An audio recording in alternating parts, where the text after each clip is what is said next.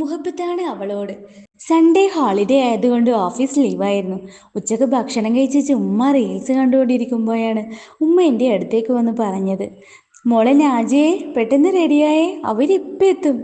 ആരുമ്മ? ഫോണിൽ നിന്ന് തലയുയർത്തി ഉമ്മാനെ നോക്കി ഞാൻ ചോദിച്ചു. നിന്നെ കാണാൻ, അല്ലാതെ പിന്നെ ആര്? കുറച്ചു കാലം നിർത്തി വെച്ചിരുന്ന കലാപരിപാടി വീണ്ടും തുടങ്ങിയ ഉമ്മ.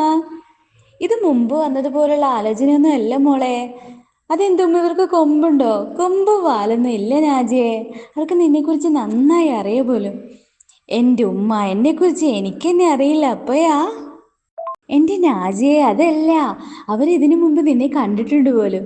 നിനക്ക് ഇച്ചിരി നിറം കുറവാണെന്നൊക്കെ അവർക്കറിയാം. എന്നാൽ സ്ത്രീധനം വല്ലതും മോഹിച്ചുള്ള വരവായിരിക്കും ഉമ്മ. അവർക്ക് ആ ഡിമാൻഡൊന്നും ഇല്ല മോളെ. നീ പെട്ടെന്ന് ഒരുങ്ങിയേ. ഉമ്മാൻ്റെ ദയനീയമായ സംസാരത്തിന് മുന്നിൽ എനിക്ക് പിന്നെ ഒന്നും പറയാൻ പറ്റിയില്ല.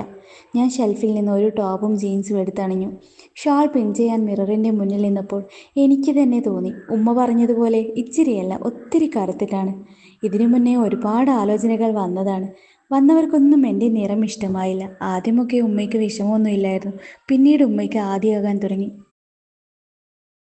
ചിലർ എൻ്റെ നിറം കുറവായിട്ടാണ് കാണുന്നത്. അവർക്ക് ആ കുറവ് മറയ്ക്കാൻ പാകത്തിന് സ്ത്രീധനം വേണം. അങ്ങനെയുള്ളവരെ എനിക്ക് വേണ്ടെന്ന് ഞാനും തീരുമാനിച്ചു. എനിക്ക് 18 വയസ്സായപ്പോൾ തന്നെ നാട്ടുകാരും വീട്ടുകാരും പറയാൻ തുടങ്ങിയതാണ്, ഇപ്പോൾ ഈ കല്യാണാലോചിക്കാൻ തുടങ്ങിക്കോ, അല്ലെങ്കിൽ പെണ്ണ് പുറന്നിറങ്ങിയിരിക്കുമെന്ന്. അവരോടൊക്കെ ഉമ്മ ഒന്നേ പറയാറുള്ളൂ, അതിനൊക്കെ ഇനിയും സമയമുണ്ട്. ഇപ്പോൾ അവർക്ക് ആവശ്യം വിദ്യാഭ്യാസമാണ്. അല്ലെങ്കിലും എൻ്റെ ഉമ്മ പൊളിയാണ്. ഉപ്പയുടെ മരണശേഷം ഈ കുടുംബത്തിൻ്റെ താളം തെറ്റാതെ കൊണ്ടുപോയത് ഉമ്മയുടെ മനോധൈര്യം കൊണ്ട് മാത്രമാണ്. അല്ലെങ്കിലും സഹിക്കാൻ പറ്റില്ലെന്ന് തോന്നുന്ന പലതിനെയും സഹിക്കാൻ പഠിപ്പിക്കുന്നതാണല്ലോ സാഹചര്യം. മോളെ നാജിയെ, എന്തെടുക്കുവാ? അവരൊക്കെ വന്നിട്ട് ഒത്തിരി നേരായി. ഓരോന്ന് ചിന്തിച്ച് മിറർ നോക്കി ഷാൾ പിൻ ചെയ്യുമ്പോഴാണ് ഉമ്മ വന്ന് അടക്കം പറഞ്ഞത്. അത് കേട്ടതും ഷാൾ റെഡിയാക്കി ഒരിക്കൽ കൂടി മിറർ നോക്കി ഉമ്മാൻ്റെ പുറകെ ഞാനും പോയി. ഉമ്മ എനിക്ക് നീട്ടിയ ജ്യൂസും ഗ്ലാസും എന്നെ നോക്കി കൊഞ്ഞനം കുത്തുന്നത് പോലെ എനിക്ക് തോന്നി. ഈ കാര്യത്തിൽ എനിക്ക് നല്ല എക്സ്പീരിയൻസ് ഉള്ളത് കൊണ്ട് വിറയലും പേടിയും ഒന്നും ഉണ്ടായില്ല.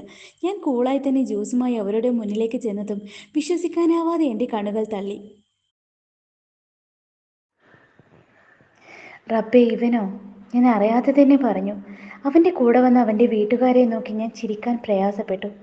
അവനെ നോക്കാൻ എൻ്റെ മനസ്സ് അനുവദിച്ചില്ലെങ്കിലും കണ്ണുകൾ എന്നെ ചതിച്ചു. കണ്ണുകൾ എൻ്റെ അനുവാദം നോക്കാതെ അവനിലേക്ക് തന്നെ പതിച്ചു. ഇതുവരെ തോന്നാതെ വിറയൽ എനിക്ക് അനുഭവപ്പെട്ടു.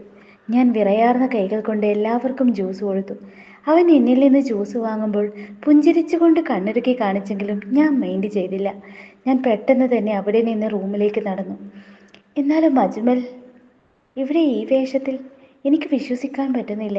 ഞാൻ കുറച്ചു സമയം പഴയ ഓർമ്മകളിലേക്ക് തന്നെ വീണു.